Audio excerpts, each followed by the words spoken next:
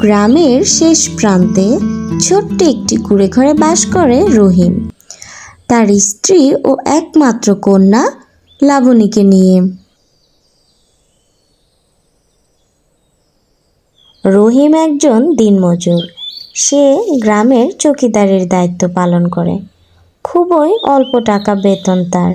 এই টাকা দিয়ে সংসার চলে না।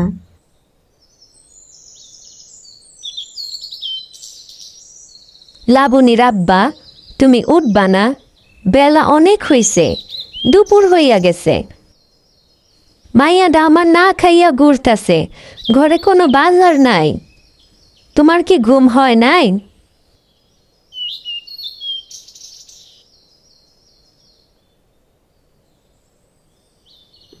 আহা আয়সা, কেন এত ডাকতাছো তুমি আমারে? একটু কি শান্তিতে ঘুমাইতে দিবা না? তোমার লিগে আমি শান্তিতে একটু ঘুমাইতেও পারি না। সারা রাত চৌকিদারের দায়িত্ব পালন করি, সম্পূর্ণ গ্রামটা পাহারা দিই। কোথাও কেউ আমার ভয়ে চুরি করতে পারে না। কত মহৎ দায়িত্ব পালন করি আমি।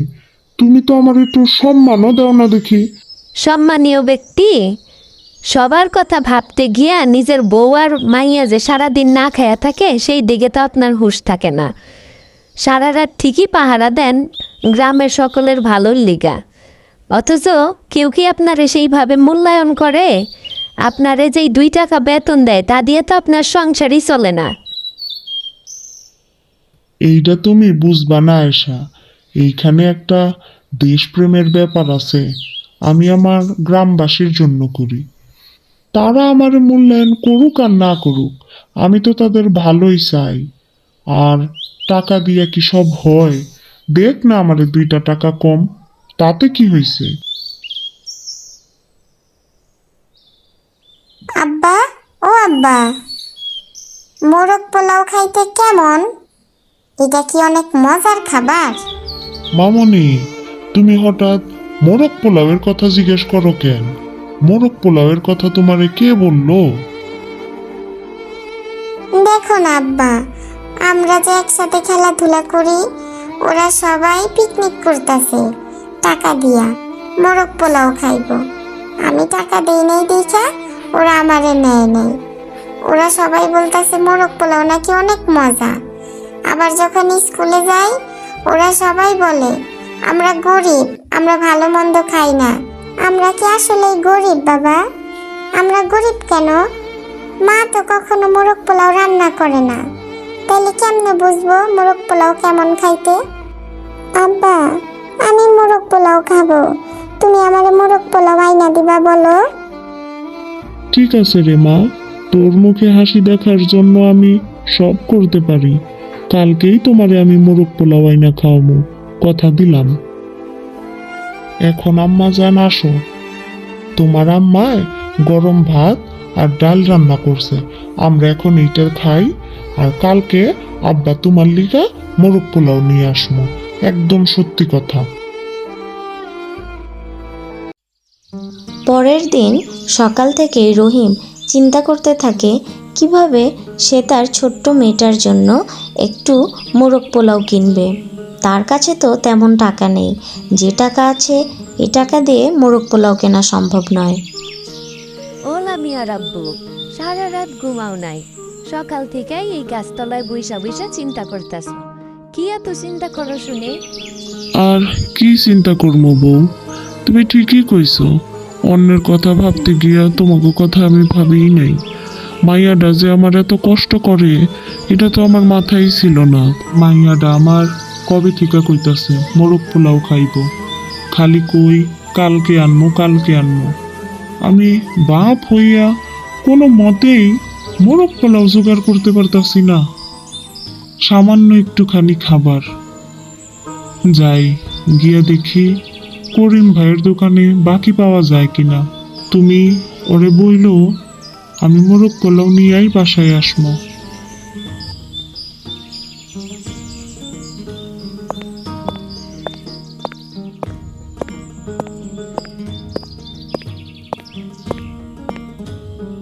কিরে রহিম, দিনের বেলা তুই বাজারে কি করস? সারা রাত এই গ্যারাম তুই পাহারা দেস। দিনের বেলা যদি না ঘুমাস তাহলে কি তুই রাতের বেলা ভালোভাবে পাহারা দিতে পারবি? মজনু ভাই, তোমার কাছে আসলে একটা বিপদে পইরা আসছি। তুমি তো মোরগ পোলাও বিক্রি করো, তোমার দোকানে মাশাল্লাহ অনেক বেচা বিক্রি হয়। আমারে কি বাকিতে 1 প্যাকেট মোরগ পোলাও দেয়া যাইব? মাইয়াটা অনেক খাইতে চাইছে, কিন্তু এখন তো মাসের অর্ধেক সময়, হাতে টাকা নাই। বেতন পাইলেই আমি তোমারে টাকা দিয়ে দিমু। মাইয়া খাইতে চাইছে, নিবি, দিমু, 1 প্যাকেটই তো। আর তুই বেতন পেয়ে আমার টাকা দিয়ে দিস। তোর এই 1 প্যাকেট মোরগ পোলাওয়ের টাকা লিগা কি আমার ব্যবসা বন্ধ হয়ে যাইব? পাগল! এই কথা কোয়ার লিগা আবার এত টেনশনের কি আছে? এখন নিবি না পরে নিবি? প্যাকেট কইরা দিমু? আচ্ছা ঠিক আছে মজনু ভাই, সন্ধ্যাবেলা আমি আইসা তাহলে গরম গরম মোরগ পোলাও নিয়ে যাবো। আমার মাইয়াটা তাহলে গরম গরম খাইতে পারবো। এখন নিমু না।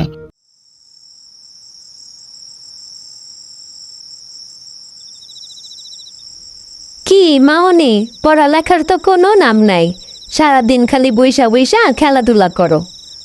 যাও হাত ধুয়ে আসো, আগে এখন ভাত খাও, তারপর আবার খেইলো। যাও। না মা, আমি এগুলা দিয়া খামো না।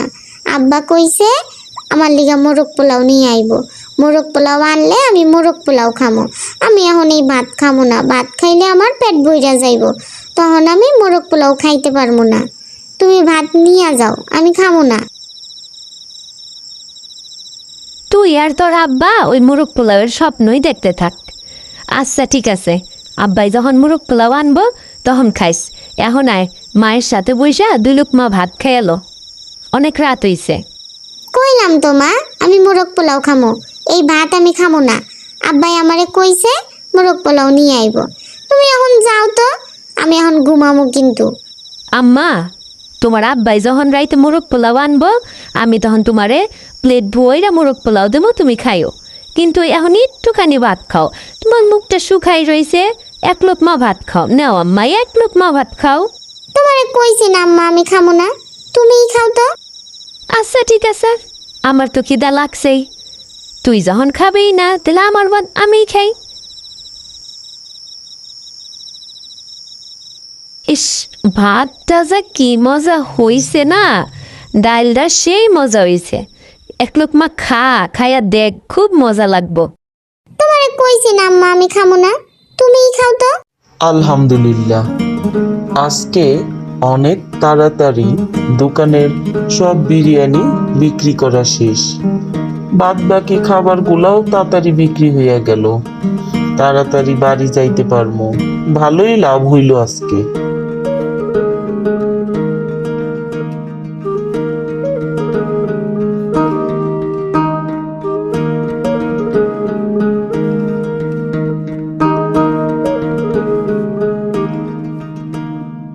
মজনু ভাই, আমার মোরগ পোলাওটা দাও। আহারে, তুই এত দেরি করে আইলি কে? আর একটু আগে আইতে পারলি না? সব শেষ হয়ে গেছে আজকে। আমার তো মনেই নেই তুই আমার কাছে মুরগ পোলাও চাইছিলি। মনে থাকলে তোর লিগে আমি 1 প্যাকেট রাইখা দিতাম। মজনু ভাই, যেমনি হোক আমার 1 প্যাকেট মোরগ পোলাও ব্যবস্থা করে দেও না। আমি তো কইছি মাস শেষে তোমারে আমি টাকা দিয়ে দেবো। রহিম, তুই কি পাগল হয়ে গেছস? তুই জানোসই তো এই গ্রামে খালি একমাত্র আমি দোকানদার যে পোলাও বিরিয়ানি তেহারি বিক্রি করি। আমার কাছে শেষ হয়ে গেছে, আর কারো কাছে কি থাকবো? কালকে সকালে আইসা লইয়া যাইস, নাইলে তোর মাইয়ারে আইনা আমার দোকানে বসাইয়া মুরগ পোলাও খাওয়াই নিয়ে যাস। আমি না করবো না। এখন যা তো, জ্বালাইস না, আমার হিসাব পাতি করা লাগবো। তাড়াতাড়ি যা, তাড়াতাড়ি যা। এরপর রহিম মন খারাপ করে বাড়ির দিকে রওনা হয়। সে মনে মনে ভাবতে থাকে তার ছোট্ট মেয়েকে কি জবাব দিবে সে।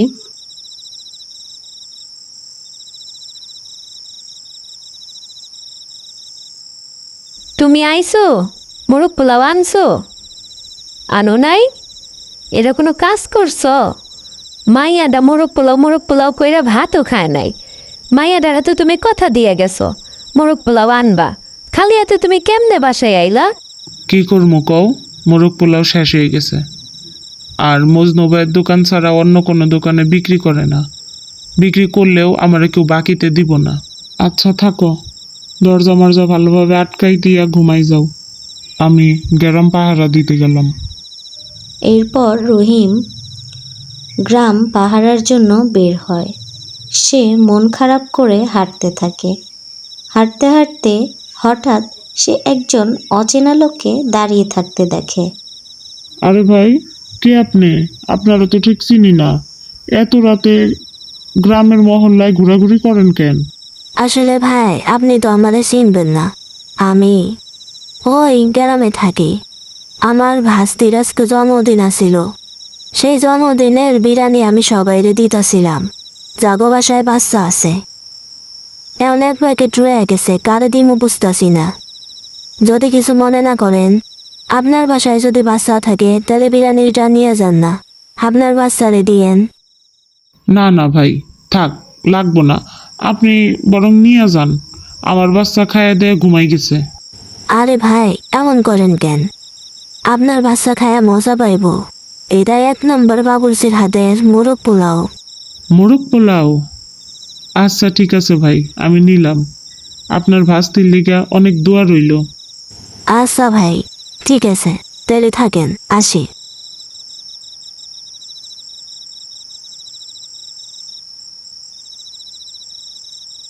আম্মা, দেখো দেখো, বাবা তোমার জন্য কি আনছি। কি আনছো বাবা? মোরগ পোলাও? হ আম্মা, আব্বা তোমার লিগা মোরগ পোলাও নিয়ে আইছি। তাড়াতাড়ি খাও তো আম্মা, আগে তুমি পেট বইরা খাও, আমি দেখি। আর কও তো কেমন হয়েছে। খা মা, পেট বই রাখা। দেখ তোর আব্বাই তোর লেগে মোরগ পোলাও নিয়ে আইছে। তুই কইছিলি না তোর আব্বাই তোর লেগে মোরগ পোলাও আনবো? আসলেই তোর আব্বা মোরগ পোলাও আনছে।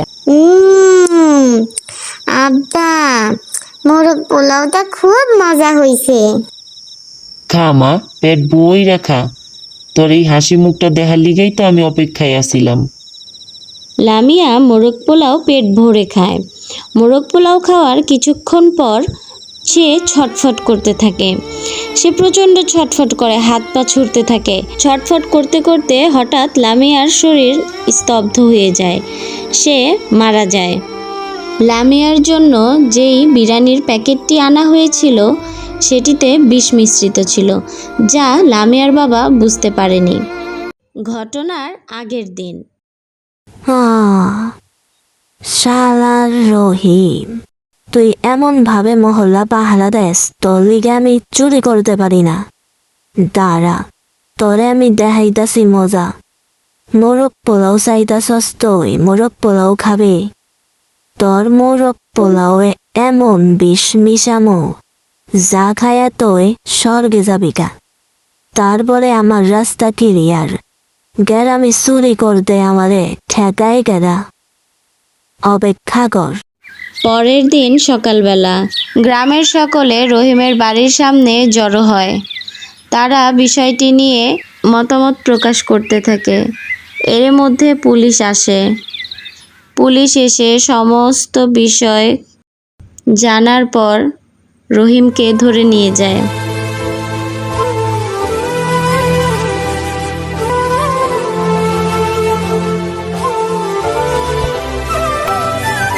রহিমের স্ত্রী পাগল হয়ে যায়। এভাবে ছোট্ট একটি সুখের সংসার ধ্বংস হয়ে যায় শুধুমাত্র সমাজের অসাধু লোকেদের কারণে, যারা নিজেদের সুবিধার্থে অন্যকে মেরে ফেলতে একবারও দ্বিধাগ্রস্ত হয় না।